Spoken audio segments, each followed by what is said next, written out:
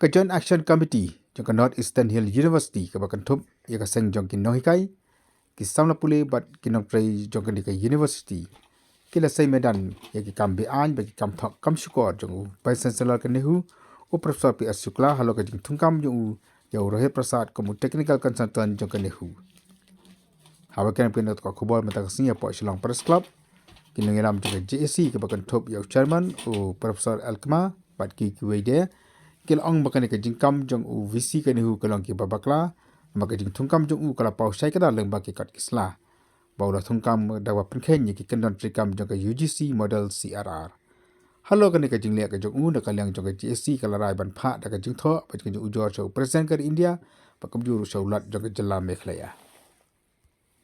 We have assembled here after we have seen the press conference that was given by the Vice Chancellor. And if you don't mind, I mean, what I will do is, because we have to send this message to him mainly, and that's why we will start with cutting his points that he has said to the media. So I hope you won't mind if I complete our rebuttal in English, and then we choose to any other language that you would like to speak. So that he understands, because it's no point if I speak in Khalsi or any other language and he doesn't understand what we have rebutted. I think that is important. So we are here actually to refute each and every what I will say allegations or the blame that he has put to the members of Nehuta, the JAG members. And indeed we find his conference, the press conference that he has held on the 4th of November, very childish with serious lack of maturity and full of lies. And that's why we are here. We are on our firm stand that he has violated what we know as the UGC model cadre recruitment rule, the model CRR. Let me start by simply cutting across each and every point that he has made right from the beginning till the end of his interview. He started by saying that Rohit was appointed by following due procedure. I think that was a blatant lie. Indeed, if you look at, and I'll show you the documents, and we have copies that we'll be distributing among the press fraternity. Mr. Rohit was appointed against the UGC, the model cadre recruitment rule, in violation which is meant for all non-teaching staff of Central University, and which of course was already adopted by Nehu in its 185th meeting, which was held on 11/10/2022. And he has also violated serious guidelines of the rules of Nehu and UGC guidelines. Now why I say so? You know, if you remember, he said clause 6B of CRR. This is the CRR document that we have. Now if you go to, it is the model cadre recruitment rule for non-teaching posts of Central Universities. And it starts with the post of registrar. It goes on and on and on, and it comes last. In between, it also have a post called technical officer, which is the center of all the controversy. I'll come back to it. And of course, it ends with the driver, which is basically, or rather, the hostel attendant, which is the lowest. Now, what he has done, very selectively, he has quoted the clause number 6B, which says the appointing authority is Vice Chancellor for the post of permanent appointment to Group B and also temporary appointment to Group A and Group B. That's perfectly fine. What he has misled is, after the clause number 6 comes the clause number 7, which speaks about the method of recruitment. Then it comes the clause number 8, which is the authorized sanctioned strength of the post under various cadre. Then comes clause number 9, which is basically the maintenance of the cadre post. Then comes 10th, then comes the 11th.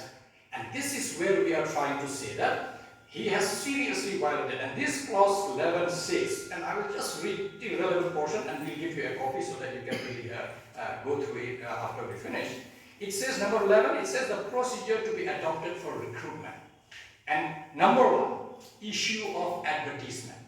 It says the vacant post of permanent nature, comma, post approved under specific scheme of permanent nature, comma, the post of temporary nature likely to be continued, tenure/deputation post, etc., shall be advertised at an appropriate time, giving at least one insertion in any of the national dailies and one insertion in the university website, which he has not done. And he very conveniently misled the public of Meghalaya to say that he has followed the model CRR and he very conveniently avoided this portion. Further, it says the candidate may fill up the prescribed application form along with the details of qualification, experience and other requirements as per procedure to be prescribed by the university, and submit the application duly completed in all respect along with the prescribed application fee, if any, within the stipulated time. Now this is a rule that he very conveniently chose to ignore, because what he did is he basically went just by reading that appointing authority is the Vice Chancellor. But he forgot that appointing authority doesn't mean you are the selection committee. And this is where it is important to understand that if he has followed the rule, he would have gone to an extent where we will look at the criteria that is required, and he has misled the public by saying that this person has been appointed by due procedure. We would like to very seriously refute it. The post, like he said, doesn't exist. What exists is, and I'll read it and you will get a copy and you will verify. It says technical officer / maintenance engineer. There is no term called consultancy because that is not approved by UGC. UGC doesn't give non-teaching positions as far as the consultancy is concerned. And not only that, for this post, if you look at the qualification that is required, and why I am going to highlight this before we come to the general issue. It says you have to have the qualification number 1, master degree with 55% marks in relevant subject. Number 2, 5 years experience of maintenance / operation of sophisticated scientific instruments in the laboratory as senior technical assistant or equivalent. Or researchers having 5 years experience of operation of sophisticated scientific instrument in the laboratory and postdoctoral level will also be eligible. And this is where you see that concept approved. And I'll read what is the power of Executive Council. To create administrative, ministerial and other necessary posts, and to make appointments thereto in the manner prescribed by the ordinance. Which means even if he takes the agenda to the Executive Council and the Executive Council approves it, he has to go as per the ordinance. And ordinance said there has to be advertisement, there has to be screening, then there will be selection committee, then finally the Executive Council will approve the selection committee list which was selected, and after that appointment letter will be issued. So you can see that there has been serious blatant violations which he has done, and hence what is important to understand is that what he actually got, which we know now for sure, he basically got an approval. And I have now the minutes of the Executive Council meeting with again a copy will give it to you. The 185th meeting of the Executive Council held on 11 October 2022 at 10 a.m. in conference room of Administrative Building. The other things are there. The matter concerning to Rohit Prasad is this. It says appointment of senior consultant / technical officer. The nomenclature itself is wrong because it is outside the UGC's model CRR. The numbers is given NOEC 185 2022 8:2.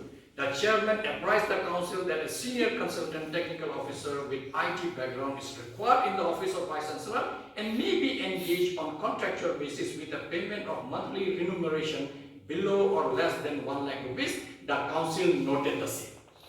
Simply, the council noted the same. It didn't say that the council approved it. Now, let's believe that the council approved it. Even if council has approved it, it was important for VC, any VC of any university being the head of the institute should know the rule of UGC. Let's presume that, because it says the council noted the same. VC said, I need somebody, they noted. They didn't say we approve. Let's presume that yes, they have approved, although it doesn't. It's now the duty of the Vice Chancellor to write to UGC that I need a technical officer.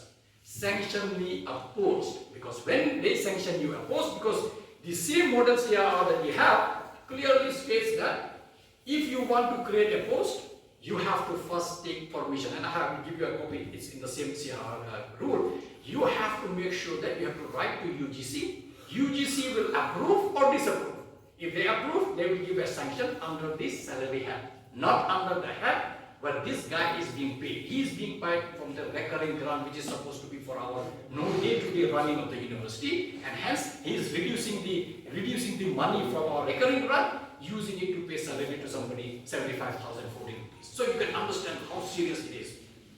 Which means when you look at this role of EC as such, we understand very well that the only time that EC has power to appoint is as per when we have the statutes. There is a statute called Statutes 21. Again, we will give you a copy. It says special mode of appointment, which refers only to professors or the associate professor. Earlier we called them reader. It says, notwithstanding anything contained in the Statutes 20, the Executive Council may invite a person of high academic distinction and professional attainment to accept a post of professor or reader or any other academic post in the university, as the case may be, on such terms and conditions as deemed fit, and on the person agreeing to do so, appoint him to the post. Clearly says that, except for a very, say suppose there is a Nobel laureate, Amartya Sen applies in Nehu or wants to join Nehu as a faculty, or any Nobel laureates, this condition can be used, where we can only, and because the idea is to enrich the academic quality of the university, hence this clause.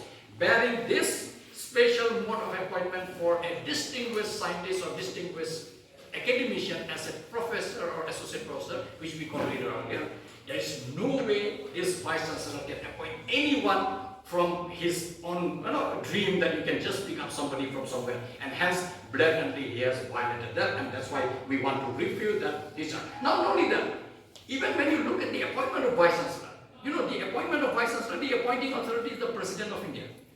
But the President of India don't pick up the Pravashankar Shukla from Uttarakhand and you are vice chancellor Nehu. There is a search cum selection committee. They have to first float advertisement that there is a vacancy of vice chancellor in Nehu. We invite application. Once the applications are invited, they will be screened. There are members, 3 or 5 members will be there. There will be a chairman. UGC will suggest, some will be suggested by Nehu. After that, you have to recommend a search committee. After the interviewing the candidates, will send 3 to 5 names to the President of India. It is now the discretion of the President of India to choose any one of them out of the list.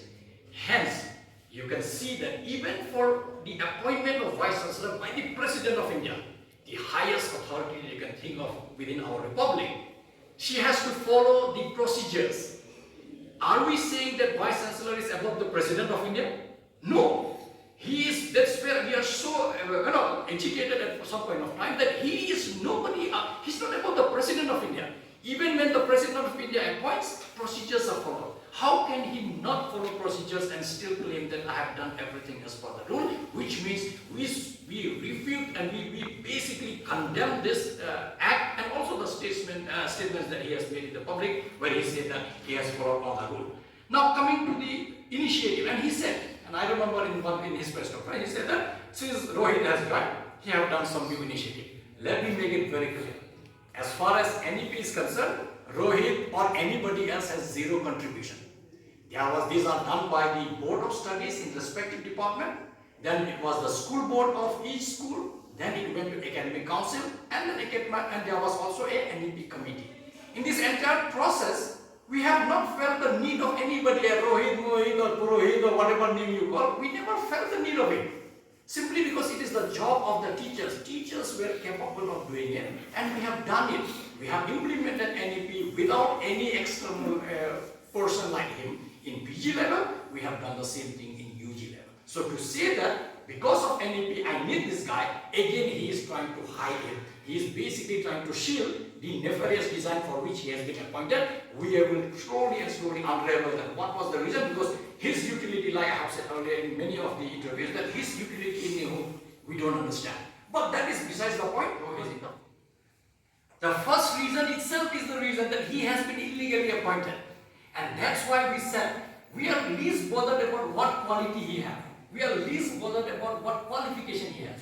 We are simply saying that you have not appointed somebody by following due process. That is more than enough a reason for you to remove, and hence a person who was illegally appointed, there cannot be any justification from VC side that I need a reason to remove him. I think he can remove him immediately because we are questioning his appointment itself. We need not not have any other reasons for him to remove, and precisely, I remember he said that I don't want to do any illegal action that Nehuta or Jag is telling me to do. On the contrary, we are telling you not to do this illegal action. Stop it right here. Remove him immediately. At least you will save a little bit of the respect that you have as a vice chancellor. But I think he is still adamant because he doesn't seem to understand what is happening. Now, why I am saying this? If you go by the same statute that we did Nehu Act, here he can now use his power. That same that I have read, the statutes, the 12.3, it says, the Vice Chancellor may, in his opinion, immediate action is necessary on this matter.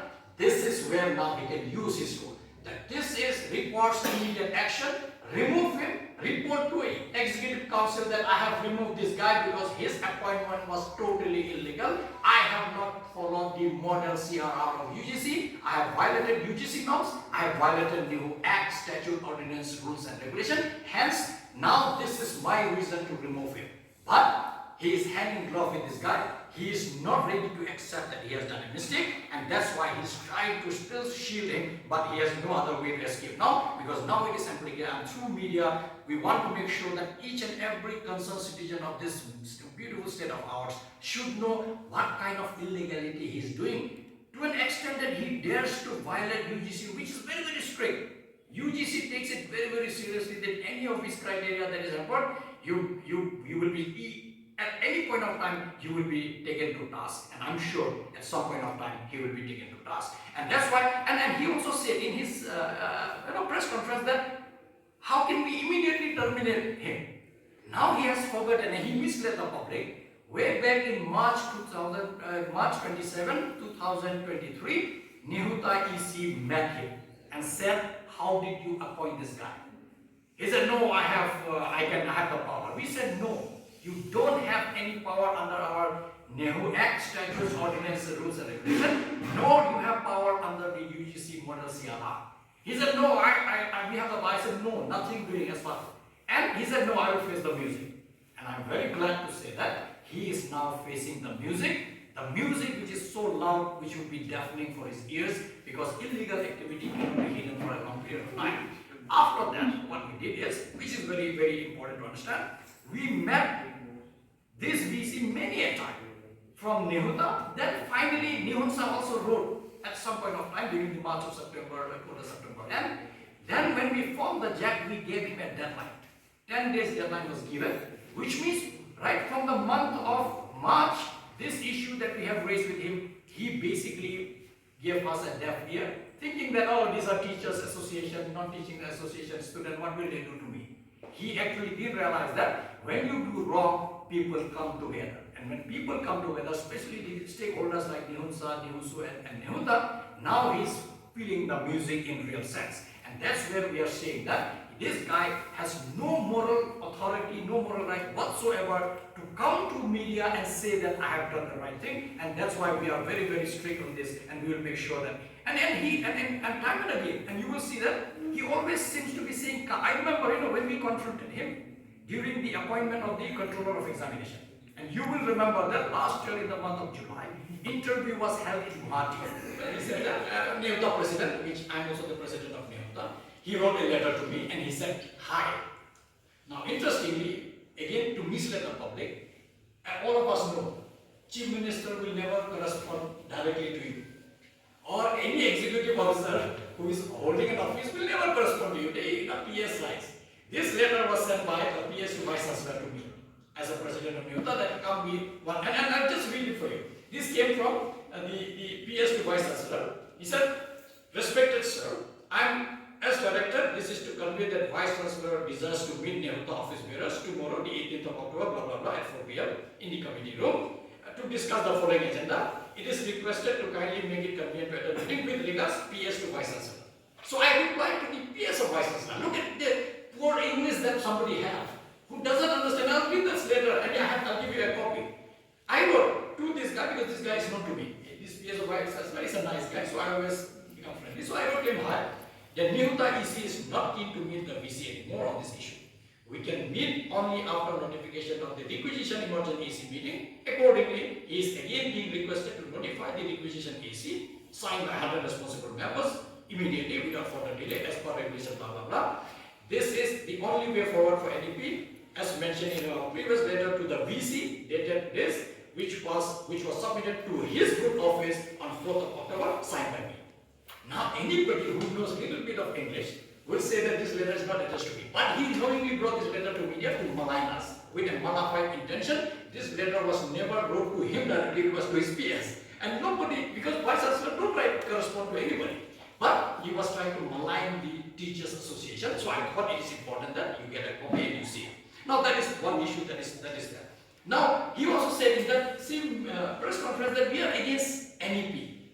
Now what you know, because you are all media person, I think you know that who has implemented NEP since last year. This is second semester, the third semester is going on right now, NEP. Very soon they will finish and they will go to fourth semester. By the time we come in February, they will start their fourth semester. We have also implemented it at the UG level. Although he created, indeed he made a mess. You all know very well that how we have asked for, because it was not approved by academic council, but he misled the colleges, he misled the principal also, of course, got swayed in the process. They all implemented it without the approval of the academic council. Hence, we wrote to him that, we requested to him from Nehu IC that you please convey, without approval of academic council, we have serious resolution. I think all of us sitting here still have serious resolution as far as the NEP UG is concerned. But we finally agreed because seems to be the students like it, seems like the principals like it, seems like the public like it. But we don't know that there are serious drawbacks. But we said fine. And that's how we said that no, you can't implement without the approval of academic council. So we requested him to conduct the emergency, but he did. Finally, when we wrote 100 members signed, because as per our ordinance, our regulation, which says that if 1/3 of the member writes, you have to call the meeting. But he was adamant. We wrote to the President of India, we wrote to the Governor. Finally, a letter came from Governor and President for the Vice Chancellor to do the necessary action. And after that only, he called that emergency on the 26th of October, where we have basically approved the implementation of NEP. And that's how the but that process took 3 months, which means because of his arrogance, because of his ego, it took him 3 months. The same thing we told him in the month of August, September, October, but by the time he did it, it was on the 26th. 3 months time was wasted of teaching learning process, which impacted, you must have seen the UGC calendar, the UG calendar has got shifted. Now their class, ideally their exam was supposed to be held in the month of November, now it will go, let's say, in April. But that is because of his lack of understanding of how Nehu rule should work, how does academic council work, how does all other statutory body works, and that's why it is important. Now, we will also like to, and he said that no, the Teachers Association or JAC don't respect Nehu acts and so on. On the contrary, we would like to refute that he as a Vice Chancellor basically have completely forgotten the duty of a Vice Chancellor, that you are supposed to follow the Nehu acts, statutes, the ordinances, regulations and the rule. And he is the one who have actually not followed these. The result of which is that we saw he didn't follow the academic council, the requisition that